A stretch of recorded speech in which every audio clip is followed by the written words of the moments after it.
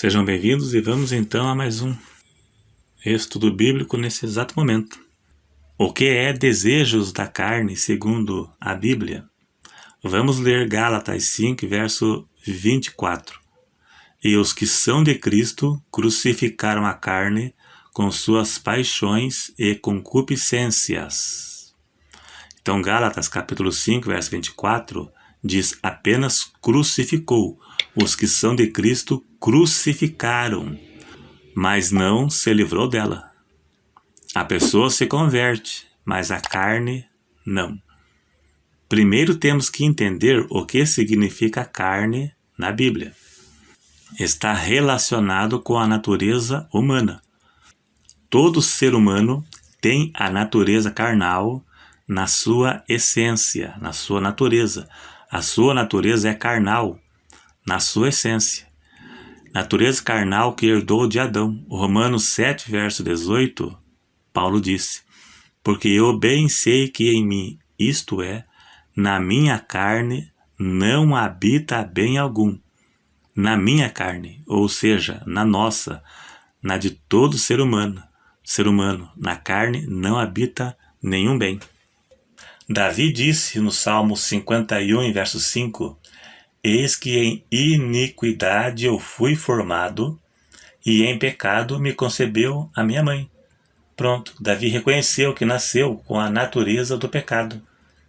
Davi reconhece que desde sua infância possui uma propensão natural para o pecado. Todo ser humano tem e nasce com uma inclinação natural para o pecado. Carne está relacionado com a natureza pecaminosa que habita em todo o ser humano. Paulo diz que todos pecaram e destituídos estão da glória de Deus. Todos, sem exceção. Paulo disse: por um homem entrou o pecado no mundo, e pelo pecado a morte. E a morte passou a todos os homens, e por isso que todos pecaram. Todos, sem exceção. O pecado é algo que não precisa de ser ensinado. Quando a pessoa deixa de ser criança e sai do estado de inocência moral, ela passa a pecar. Ela vai viver de acordo com a natureza, com a sua natureza carnal, com a sua inclinação para o pecado. Deixa claro que a criança é inocente até deixar de ser criança e pecar de forma deliberada e consciente. Todo ser humano nasce condenado. O pecado vai se desenvolver na sua vida de forma natural. Assim que deixar de ser criança, ele vai cumprir os desejos da carne, ele vai viver e andar segundo o curso deste mundo. Vai arrumar uma namorada e dormir na casa dela, e assim que morrer será condenado, pois cometeu o pecado de fornicação, que é o que mais acontece hoje. Apocalipse 21, e verso 8 diz que os fornicários, os fornicadores, serão lançados no lago de fogo e enxofre. Então, se morrer nesta condição, ele será condenado. O culpado Deus não tem por inocente. Qualquer pessoa que tem consciência e peca, ainda que não reconheça que é pecado, ou ainda não saiba que é pecado, Deus não terá por inocente. Ele será condenado. Vai ter que confessar a Cristo o seu pecado e deixar, caso contrário, será condenado. Efésios capítulo 2, do verso 1 ao 3. Vamos ler. E vos vivificou, estando vós mortos em ofensas e pecados. Veja bem, em que noutro tempo andastes segundo o curso deste mundo, segundo o príncipe das potestades do ar, do espírito que agora opera nos filhos da desobediência, entre os quais todos nós também antes andávamos nos desejos da nossa carne, fazendo a vontade da carne e dos pensamentos, e éramos por natureza filhos da ira, como os outros também. Veja aqui, segundo o príncipe das potestades do ar. Todos que vivem no pecado é controlado pelo diabo. Agora preste atenção. Paulo aqui nos prova, nos deixa claro que todo ser humano nasce morto espiritualmente, nasce sob a natureza do pecado e condenado. Veja que ele disse, e nos vivificou, estando ainda mortos em ofensa. Veja bem, estando ainda mortos, significa o tempo que a pessoa não era convertido, era morta e sem vida espiritual, e ele aplicou a todos. Veja que ele diz, e nos vivificou. Vivificar é dar vida a algo que não tem. Fica claro que toda pessoa que vive no pecado está digna de condenação eterna. Ela precisa confessar a Cristo os seus pecados, ser vivificada, regenerada, sob pena de condenação eterna. Veja que ele aplicou essa passagem aqui de Efésios 2, versos 1 a 3, a todo ser humano. Ele disse, e vos vivificou, a todos, estando mortos em ofensas em pecado. E veja que ele disse, antes andávamos, nós todos, inclui todos, nos desejos da carne, fazendo a vontade da carne e dos pensamentos. Se aplica a todo ser humano, inclusive Paulo, inclusive os apóstolos, inclusive nós. Todo ser humano está debaixo do pecado e será condenado caso não se converta e confesse a Cristo seus pecados.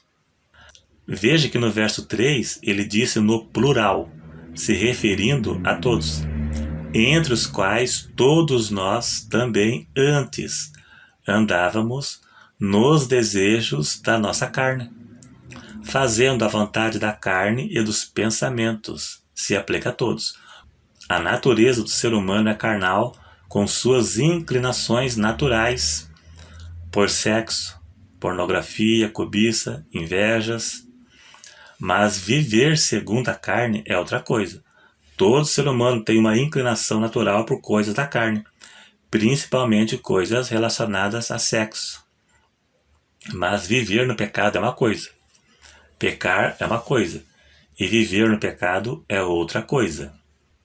Gálatas 5, 24, conforme eu já li, os que são de Cristo crucificaram a carne com suas paixões e concupiscências.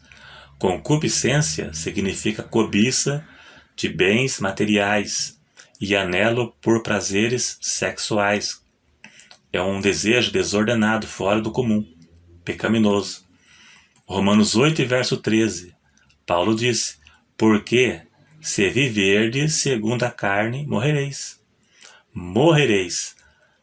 Mas se pelo Espírito mortificardes as obras da carne, vivereis.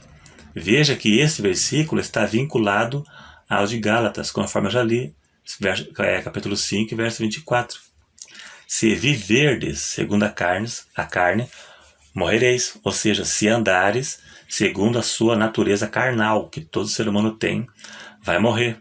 Morte espiritual e a segunda morte, que é a condenação eterna. Mas se pelo Espírito se for transformado e mortificares, viverá.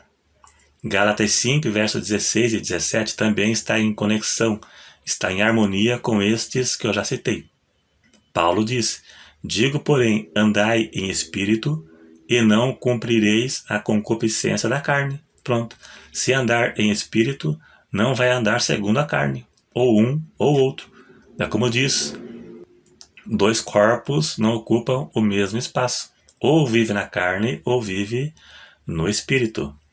E mais, porque a carne cobiça contra o espírito, e o espírito contra a carne. E estes se opõem um contra o outro, para que não façais o que quereis.